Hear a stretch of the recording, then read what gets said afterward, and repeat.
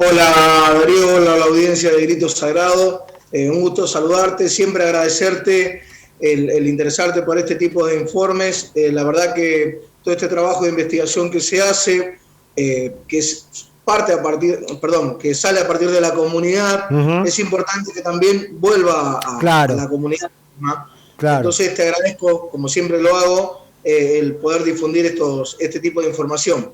Es muy cierto lo que decís, Mauro, porque de nada sirve si los datos quedan únicamente para ustedes, ¿no? Si no pueden ser trasladados y compartidos, este es un trabajo a medias. Y cuando me puse a leerlo, y te agradezco porque siempre también vos nos tenés a nosotros informados acerca de por qué camino van los informes, cómo están de avanzados, y después cuando lo terminan siempre se encargan de hacerlo llegar también. Me decía, fíjate, hay dos ejes importantes que me gustaría que charlemos. Por un lado, en estos hábitos de vida en pandemia, la actividad física, y por otro lado las emociones, ¿no? Como dos rasgos dentro de los que ustedes estuvieron estudiando o trabajando. Si te parece, empecemos por el lado de la actividad física, porque es interesante ver cómo ustedes fueron trabajando proyectadamente los meses, ¿no? Digamos, hicieron uno sobre comienzo, uno a mitad de pandemia y finalizaron, entiendo, con un tercero sobre la última parte al menos del año, no digo sobre la finalización del virus, pero sí sobre la última parte del año, ¿no? ¿Qué pudieron sacar en cuanto a la actividad física en nuestra población? ¿Cómo lo tomó? Bueno, para hacerlo lo más didáctico posible, sabemos que entramos en el periodo de cuarentena en marzo. Nosotros hicimos un corte, o sea, un trabajo sobre la población en abril, en mayo y en septiembre, en agosto, que ya estábamos en flexibilización. Bien. En abril y en mayo, estamos hablando dentro del primer mes de cuarentena y el segundo mes de cuarentena, por supuesto que la actividad física se vio alterada, disminuyendo. Nosotros lo que vimos fue que en el primer mes disminuyó la actividad física. Hubo gente que empezó a hacer actividad física, que hablaba de que tenía más tiempo Claro. dentro de la casa, pero en general en porcentaje disminuyó. Ajá. El segundo mes de cuarentena disminuyó aún más la cantidad de gente que estaba haciendo actividad física.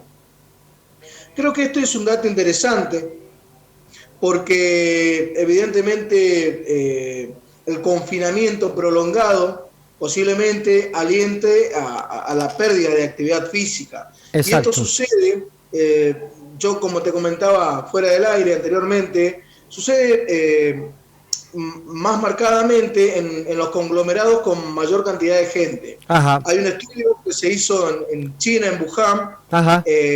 justamente acerca de cómo había disminuido la actividad física en las personas, y lo que determinaban era que tenía que ver con el tamaño de los conglomerados. Por ejemplo, ahí hay hasta 3.000 habitantes por kilómetro cuadrado. Claro. Son Claro. poblaciones muy pobladas, Claro. y en esas poblaciones la actividad física disminuía más marcadamente. Mira vos. Nosotros acá tenemos de todo un poco. En Neuquén, Ujú. que tiene mayor cantidad de habitantes por kilómetros cuadrados, y por otro lado tenemos, por ejemplo, en el norte el departamento de Minas, que están entre 3 y 4 habitantes por kilómetros cuadrados. Entonces en esos lugares es donde disminuye menos lo que es Ujú. la actividad física. Los autores hablaban de que tenía que ver con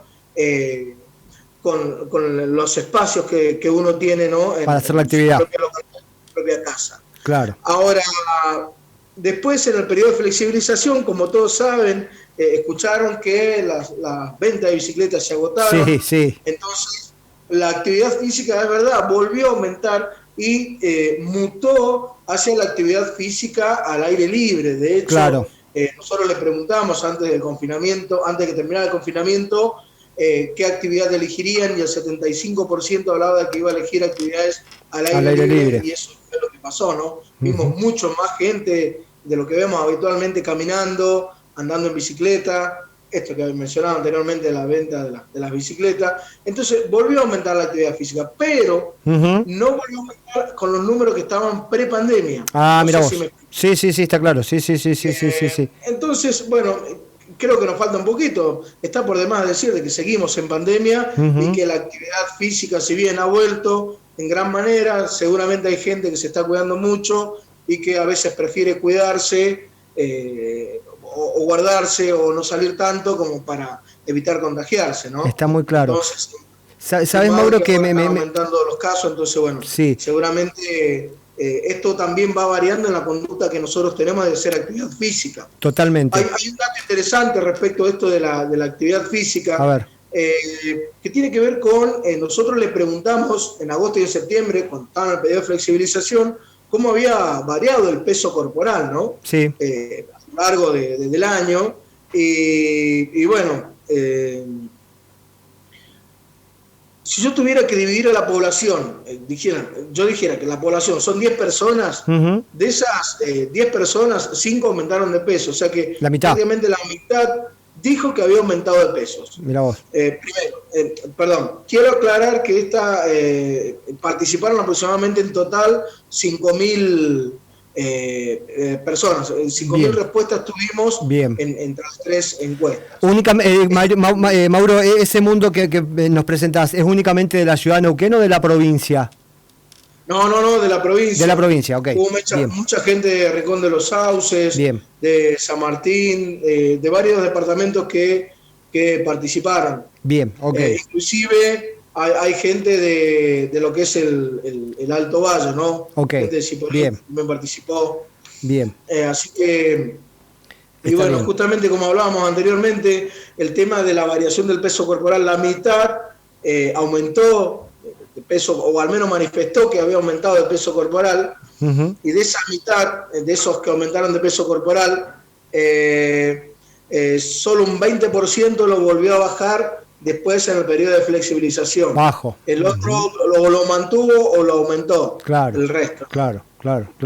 ¿Cómo es el tema de la...? Dice que mantuvo su peso corporal. Sí. No, porque ¿sabes? Me quedo con un dato que alguna vez graficaste en cuanto a los chicos de nuestra provincia, ¿no? Cómo tendía la obesidad. Midieron también, digamos, recién hablabas, ¿no? De 10, que 5 habían aumentado el precio. ¿Seguimos hablando de una provincia que tiende a la obesidad? ¿En algún porcentaje podemos marcarlo a esto, estimativo? Mirá, no es una provincia, es un país.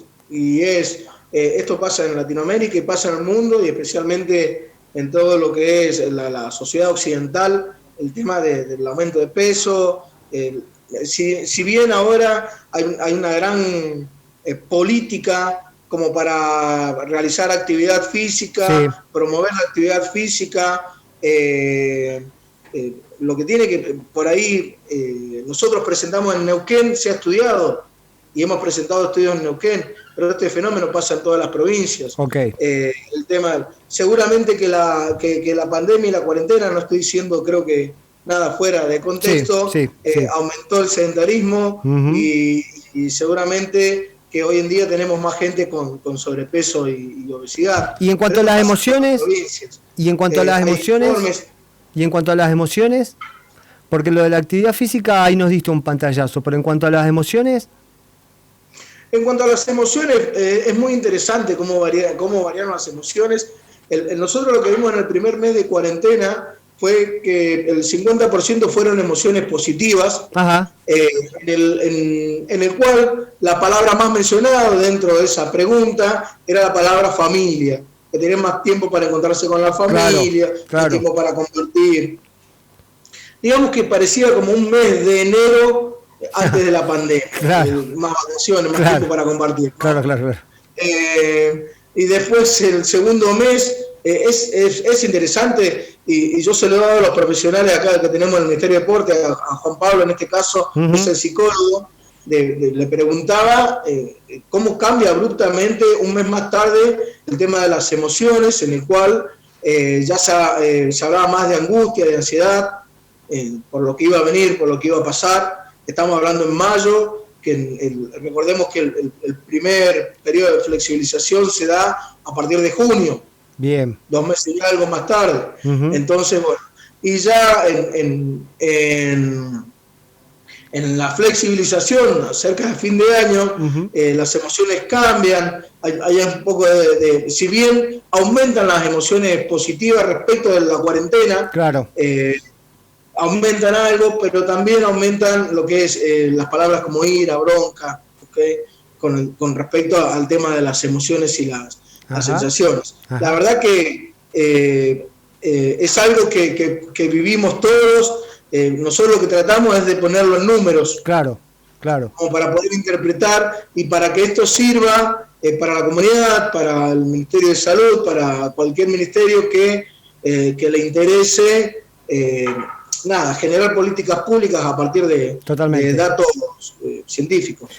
Mauro, estos trabajos como los anteriores que han hecho, ¿va a tener algún correlato esto de poder ser trasladados, compartidos estos datos más allá de adentro de la provincia, ¿no? Porque decías recién los ofrecemos al sistema de salud, calculo que también, ¿por qué no?, al sistema de educación.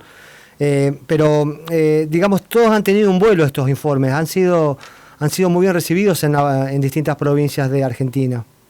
Sí, nosotros siempre tenemos contacto con diferentes tipos de investigadores a los cuales nos intercambiamos información y sí, lo he mandado a autores. De hecho hay varios autores que ya lo han recomendado al informe. Ajá. Pero bueno, justamente como te contaba anteriormente, estamos trabajando con dos investigadoras del Hospital Italiano que nos están tratando de ayudar, de llevar esto a un informe científico que pueda ser publicado en una literatura internacional científica. Bien. Las dos investigadoras, bueno, les interesó el trabajo, les pareció que era... La trascendencia que tiene este trabajo es que tiene diferentes tipos de cortes. Claro. Encuestas se hicieron muchas en el año en el país. Claro, pero no una secuencia, no una secuencia de... Las conductas. Claro, no una secuencia de 3 cortes como hicieron ustedes con el laburo, ¿no? Exactamente.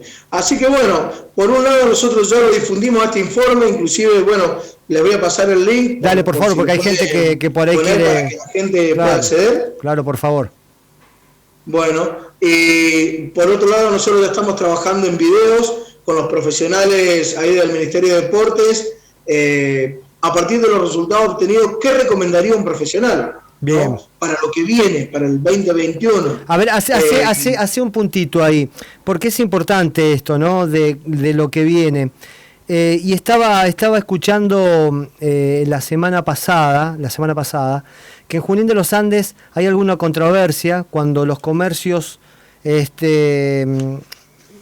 ponele bar, restaurantes y algunos otros, se mantienen abiertos y están por cerrar algunos gimnasios en Junín de los Andes. Si es que no los han cerrado durante el arranque de esta semana, pido disculpas si ha sido así, si ya los han cerrado, pero sé que había una avanzada de algunos concejales junto al intendente como para poder tener en stand-by los gimnasios y no así algunos otros comercios. Y pensaba, no hay lógica, al menos me pareció a mí, ¿no? Me pareció una medida casi sin lógica, te diría. Me gustaría tu opinión en relación a esto.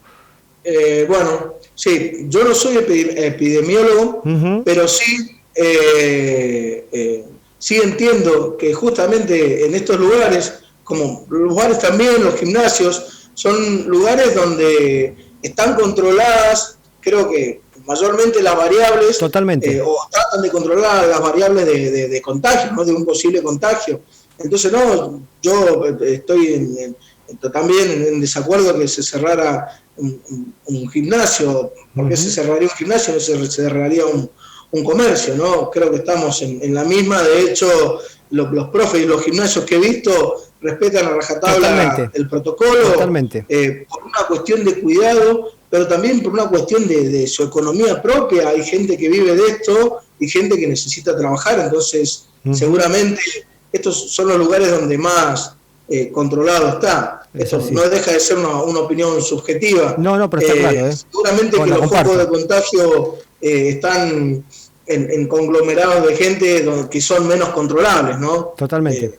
Sí, comparto. Tanto la fiesta como otros lugares donde se puede controlar menos. Totalmente. ¿Algún dato que con el que quieras despedirte, digamos, porque me parece que hemos repasado los 2 grandes ítems del laburo, pero por ahí algún dato en el que podríamos dejar abierta una puerta para una próxima charla, Mauro?